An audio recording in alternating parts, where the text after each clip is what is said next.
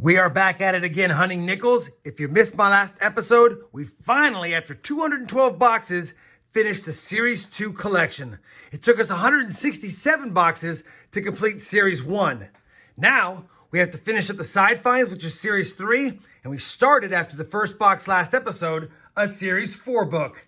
Let's see if we can add some more nickels to the Series 4 and possibly close out the Series 3 side finds album.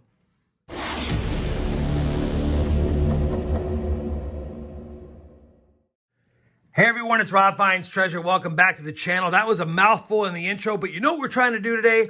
We're trying to beat the 167 boxes it took for us to complete the Series 1 Jefferson album. We've hunted, as of right now, 145 boxes for Series 3.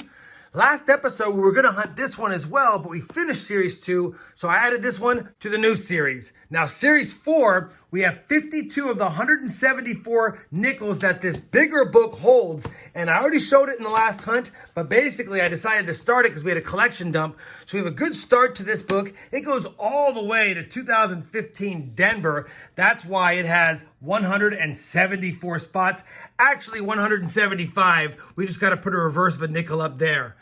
Either way, we started after the last set of boxes because it was such a good start, and we're still looking for a 50D and one more San Francisco Mint, the 39S, to finish out the Side Finds album.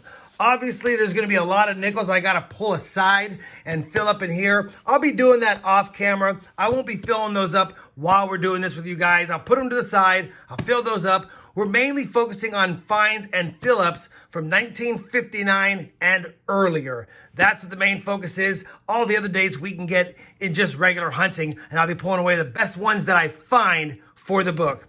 All right, enough said. 145 boxes. We have 22 boxes, 22 chances to complete Series 3 to beat Series 1. That's the main objective. Once we get this book done, we can focus on just the one book down the road. We've talked long enough. This is the sister box of the other box that had the collection dump. I say sister box, same week, different branch not far away. And this box is the same branch a week later. Hoping for some good finds. They're both circulated boxes. Let's pop the top of this one and see if we have any goodies on the top. I said last time the box didn't look that good, and neither does this one. Only a handful of older Jefferson designs. But just like last time, it's not what's on the outside of the rolls that matters. It's what's on the inside.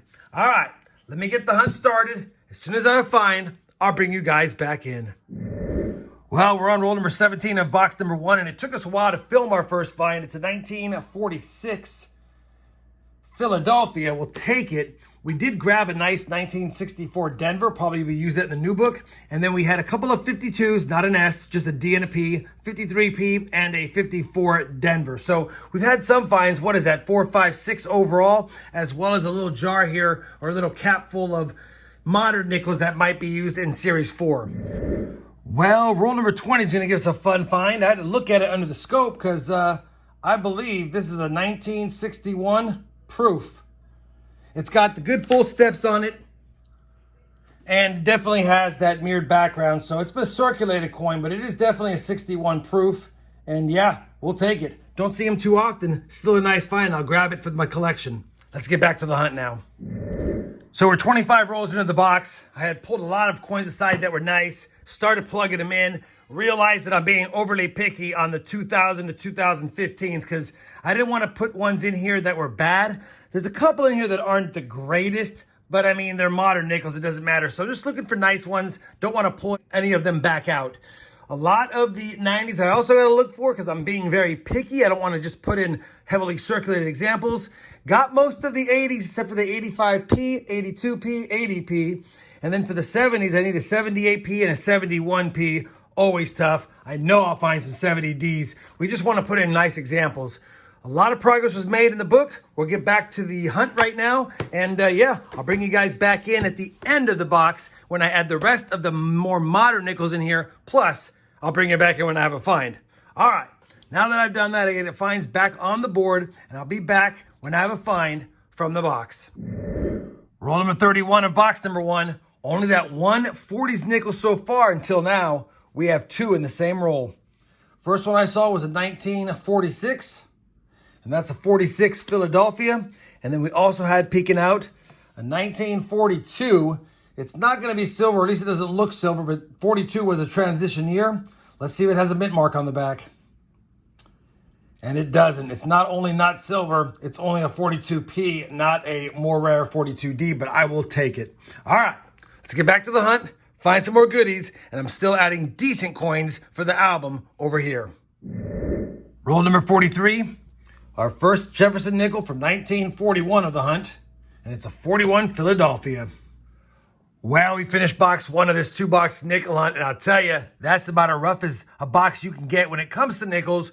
There are 17 finds on the board, but no silver, no semi-keys, no better dates. I guess the find of the box is probably going to be this 1961 proof. Even though it's circulated, it's cool to see.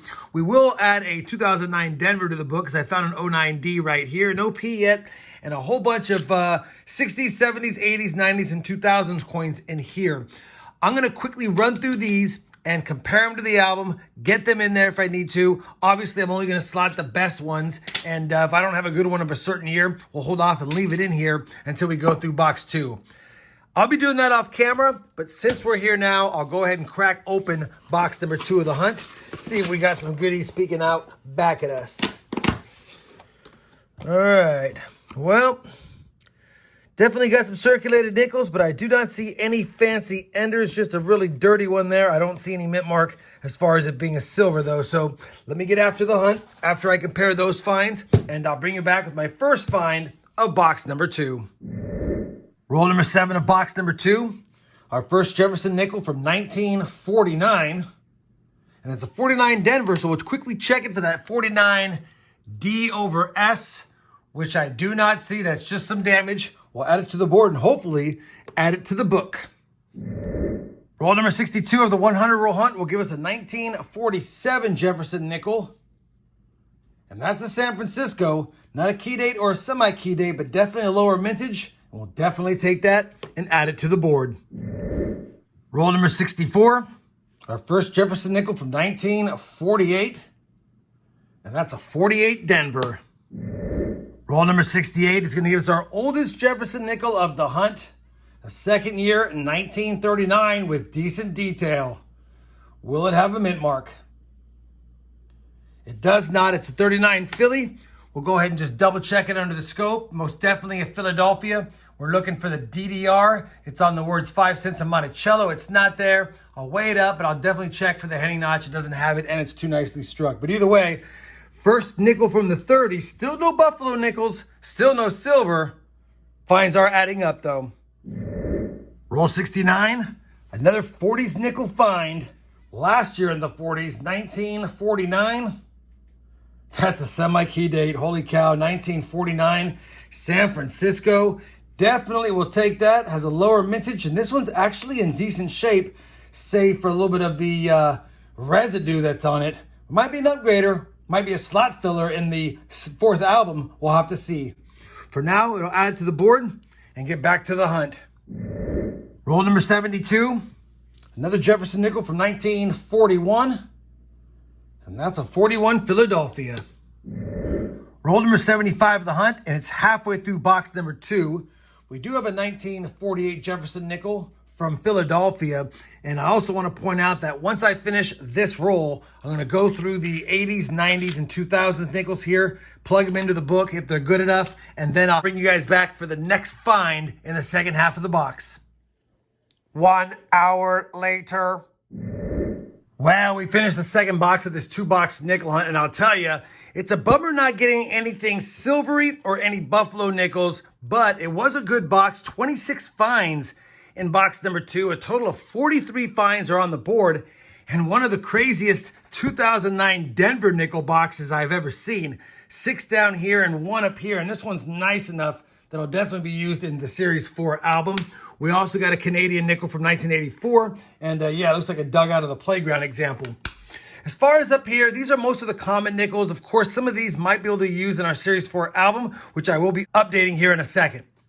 The finds of the box are basically these 6 coins down here. That 1961 proof nickel, always fun to see. A beautiful 1964 Denver nickel. Nice to see a 64 in that condition. A second year Jefferson nickel. It's only a 1939. It's common, but still a nice find because it's in the 30s. A slightly lower mintage, a 1947S. And another San Francisco minted nickel right here, a 1952S. And then finally, the best find of the box, the semi-key date in decent shape, 1949 San Francisco. What's left to do is to go to the albums, see if we have any upgrades or additions. We know we're going to have a lot of additions in Series 4 because prior to starting this 2-box hunt, we only had 52 slots filled out of the 174 through the 1 box we had searched so far. This will make it after 3 boxes now, and I'm curious to see how many we have left after I plug the rest in. As many of you know or have been keeping along, I've been plugging up all of the 70s, 80s, 90s, and 2000s as we went along, so I didn't have a whole bunch to do and a lot of nickels on the table, but now it's time to finish the 60s and earlier. I'll be back in a minute with a look at the books and some final thoughts on this 2-box hunt. All right, we have finished plugging in all of today's finds to the albums. Obviously, for the Series 3 side finds albums, no upgrades, no additions, still missing the 39S and of course the 50D. After 147 boxes, just need 2 more nickels. For the Series 4 book, only 3 boxes in, we have 140 of the 174 nickels that the book holds. And for those wondering, I plugged in that 61p proof nickel as the reverse for this. Didn't want to plug it into the 61p here because that's a regular strike, but wanted to use it. We use it in the reverse slot. It's crazy. Of all the ones we're missing from 1960 on, some of these you would think we would have found. Now, I'll be honest with you, I didn't really take any of the 1993P, 94P, 95P, and 08Ps because they were just pretty trashy and I didn't want to plug them into the book. I'm trying to avoid just plugging in items just to get the book filled. We probably could have found all of these. This 1, 2, 3, 4, 5, 6. We probably could have plugged in even these. Probably could have plugged in all those, but they would have been ugly. So I left them blank. We'll continue to fill those in. We're not worried about those. It's this 2 pages or these 2 pages right here that we're mostly worried about. And it'll be a while before we fill them up. Obviously, it's nice having a 39D and a 38D from that last box from last hunt. That always is nice. We slotted the 49S from today, and we haven't got any silver nickels yet. So that seems to be pretty tough over the last 4 boxes, but still a great start for Series 4. Hopefully, despite not getting any silver, no buffaloes, and no key dates, you guys still enjoyed this 2-box hunt and fill episode. If you did, I certainly would appreciate that thumbs up. And as always, everyone, happy hunting and thanks for watching.